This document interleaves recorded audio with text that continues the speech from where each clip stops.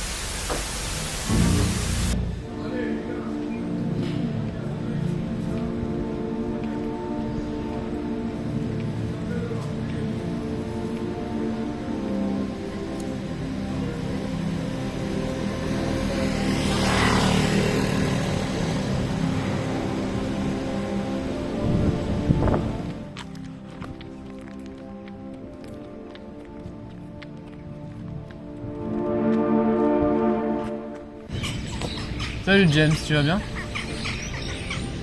Ça va, ouais. Tu sais, quand j'ai entendu pour Amy, ça m'a rappelé cette fois où Mélanie est partie sans rien dire. Pas un enlèvement, comme toi, mais j'avais eu cette sensation de vide, tu vois? Ouais, je vois. J'étais tellement dévasté à l'époque, mais j'ai fini par m'en sortir au boulot. C'est ça qui m'a gardé les pieds sur terre, tu comprends? Parfois je me dis que c'était pour mon bien, en fond. Genre pour me rendre plus indépendant. C'est peut-être pareil pour toi, non? Peut-être. Mais quand même c'est étrange, non? C'est volatilisé, c'est comme ta femme, James. Toi, tu sais vraiment rien. Non, c'est juste arrivé, c'est tout. Ouais, c'est ça, ça arrive. Moi, si Mélanie avait disparu comme ça, j'aurais cherché nuit et jour. Mais bon, je suis pas comme ça, moi. J'ai cette force, je vais toujours au fond des choses. T'as jamais eu cette envie, toi? Non, je pense pas. Bah oui, chacun sa méthode, hein. Moi, par exemple, quand j'ai eu besoin de réponses, j'ai tout fait pour trouver la vérité. Faut dire que j'ai une persévérance incroyable. La vérité, hein. Écoute, Scott, merci, mais j'ai des choses à faire. Ah, bien sûr, James, je suis là si jamais. T'as juste à demander. Ouais, merci, Scott.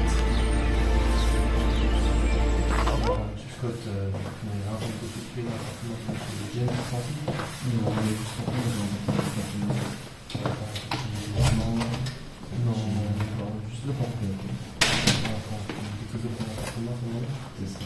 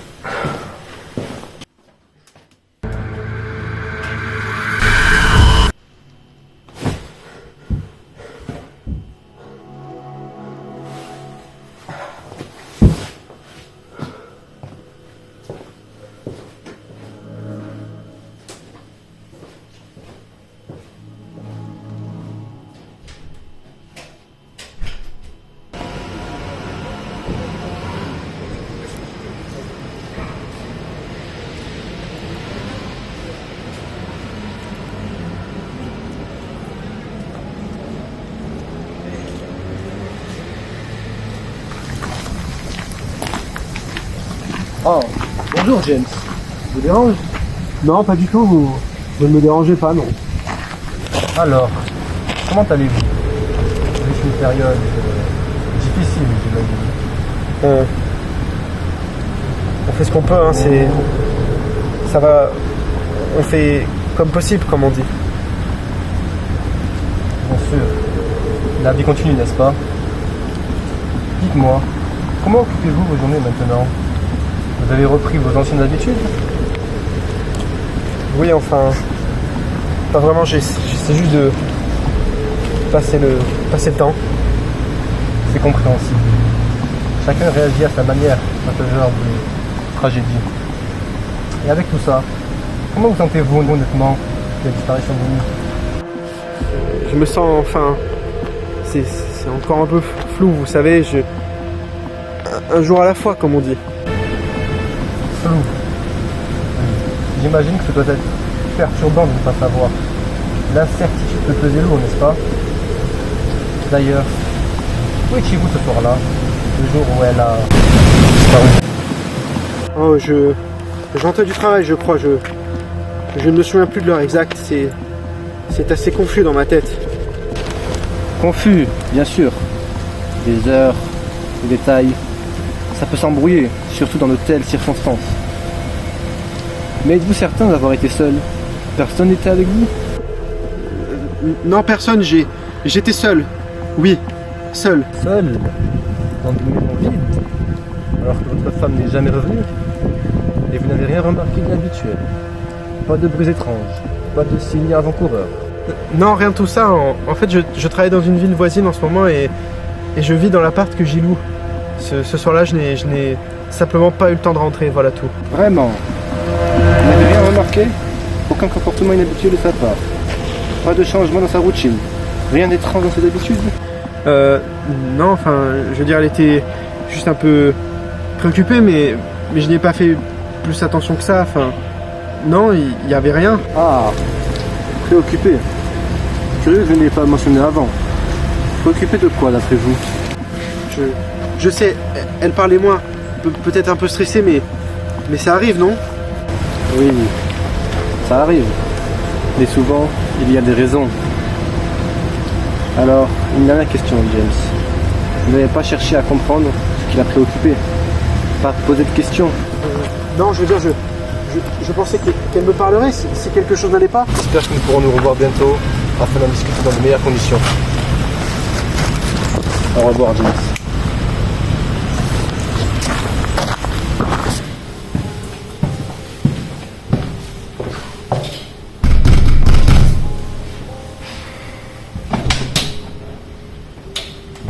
Ah, bonjour Scott. Bonjour. J'aimerais te parler un petit peu de la situation actuelle de James. Ah, bien sûr, inspecteur. James, c'est un bon gars. Un peu dans son monde parfois, mais que voulez-vous, ça va. Eh bien, j'ai remarqué qu'il y a eu quelques changements récents dans sa vie. Vous êtes proches, non? Comment ça se passe entre lui et Amy? Oh, il était censé être super content.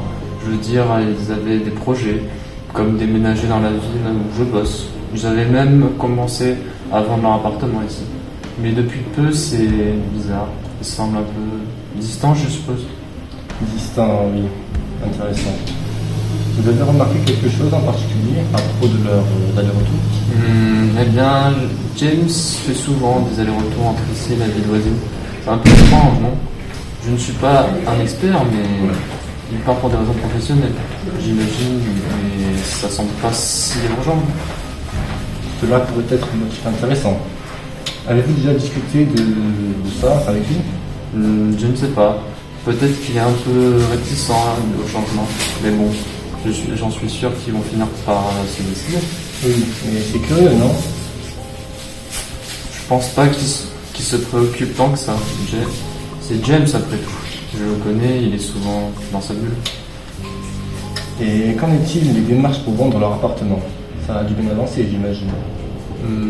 Oui, enfin, il avait tout organisé, c'est sûr. Je pense qu'il était sur le point de finaliser tout ça. C'est bizarre qu'il soit revenu, non?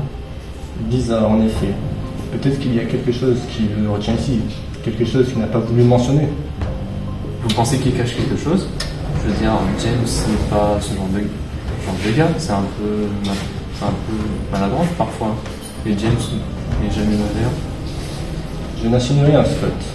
C'est juste que parfois, les gens agissent de manière surprenante lorsqu'ils sont sous pression. Mais c'est bon d'avoir votre point de vue.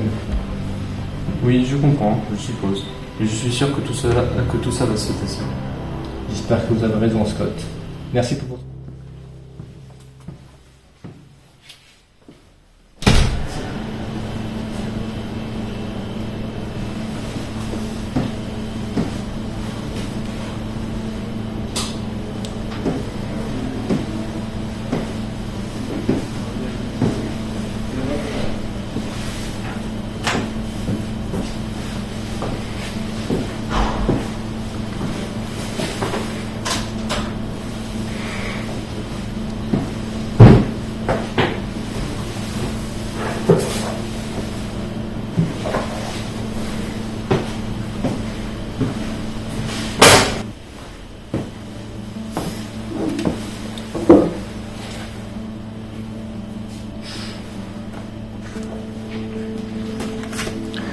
James et moi, malgré tout ce qu'on a traversé, on s'aime, c'est sûr. James et moi, malgré tout ce qu'on a traversé, on s'aime, c'est sûr. Il travaille si dur pour nous deux. Tous ces allers-retours entre la ville et ici, tout ça pour que je n'ai pas à déménager. Il dit que ça ne le fatigue pas, mais je le sais qu'il fait pour moi. C'est drôle cette maladie, elle est arrivée comme ça de nulle part, aucun signe avant-coureur.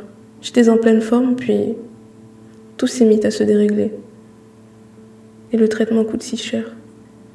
Je déteste voir l'inquiétude dans ses yeux à chaque fois qu'il m'en parle. Mais il me rassure encore et encore. On y arrivera, qu'il me dit. Toujours les mêmes mots, toujours le même sourire. Il s'absente de plus en plus et parfois je me sens seule. C'est comme si on vivait chacun dans un monde différent. Il fait tout pour moi, je le sais. Mais je ne peux pas m'empêcher de me sentir triste. Je suis un poids pour lui. Je sais qu'il voudrait être ici plus souvent, mais cette maladie, elle pèse sur nous deux.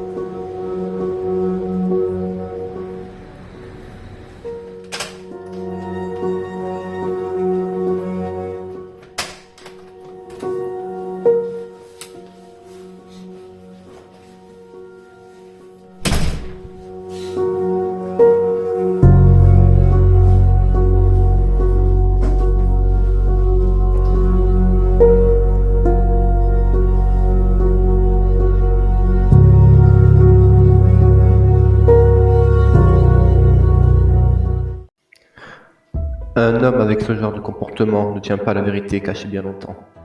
Tout finit par remonter. Et la vérité, elle, ne se dissimule pas sous des réponses vagues et un carnet laissé en évidence. Ah, non, James, tu n'es pas en deuil. Tu essaies simplement de rester en équilibre sur une corde qui commence sérieusement à s'effilocher. Et bientôt, très bientôt, tu vas glisser. James, tes réponses, elles étaient bancales. Très bancales même. Détachées, floues, comme si tu marchais en équilibre, hésitant à poser le pied trop fermement. Et ce détachement-là, voici ce qui ne colle pas. Parce qu'un homme qui vient de perdre sa femme, ou qui craint de l'avoir perdue pour de bon, il n'est pas calme comme toi. Il n'est pas distant. Tu parlais d'Amy comme d'une vague connaissance, d'une personne presque déjà effacée. Et pourtant, elle est toujours là, quelque part. Du moins, elle était jusqu'à récemment. Alors pourquoi ce carnet, James? Pourquoi ce carnet posé là sur le sol? Juste laissé à vue. Si tu tenais tant à ce que tout paraisse normal, pourquoi ne pas l'avoir rangé, dissimulé, peut-être même brûlé?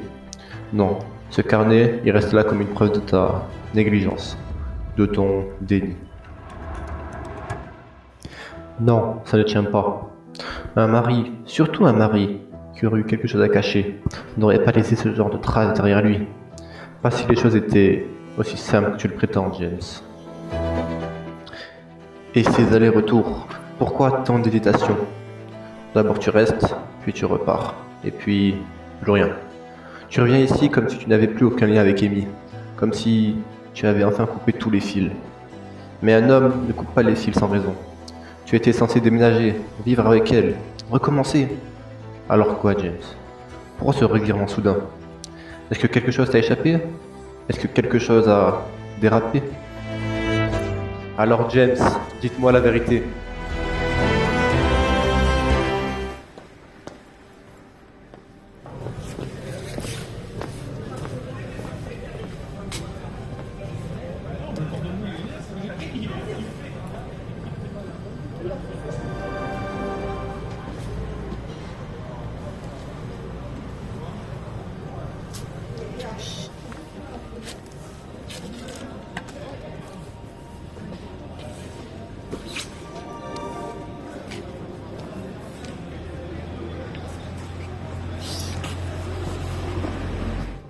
Bonjour, James. James, pourquoi? Ce doit être difficile en ce moment. Pourquoi tu m'as fait ça? Vous avez perdu votre femme. Que ressentez-vous? Pourquoi tu me hais? Pourquoi tu cherches à me laisser, James? Pourquoi? Mais ce n'est pas bizarre pour vous, cette disparition?